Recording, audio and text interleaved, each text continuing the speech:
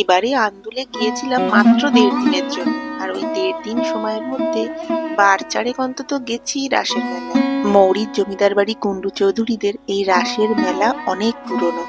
কুন্ডু বাড়ির ভেতরে রাস পূর্ণিমা থেকে 15 দিন খুব সুন্দর ঠাকুর দিয়ে সাজানো থাকে। 15 দিন হয়ে গেছে বলে আমরা অবশ্য সেটা দেখতে পেলাম না।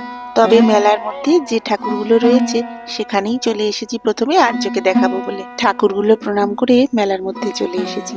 আর্যকে 1 সপ্তাহ ধরে এই রাসের মেলার গল্প শুনিয়েছি। ও তো ভীষণ এক্সাইটেড মেলায় আসার জন্য। তবে সারাদিন যে মেলার সব দোকান খোলা থাকে তা নয়, সকালের দিকটায় হাতে গোনা এই গুটি কয়েক দোকানই খোলা থাকে।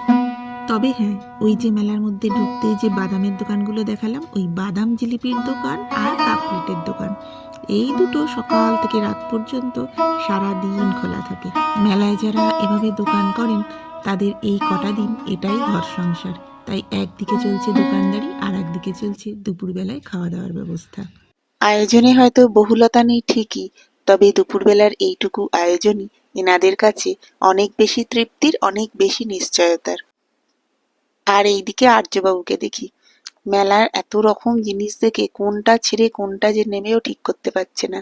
একটা নিচ্ছে, পরক্ষণেই বলছে না এটা নয় অন্য একটা নেব। তবে শুধু আর্যর নয়, আমারও খানিকটা সেরকমই অবস্থা।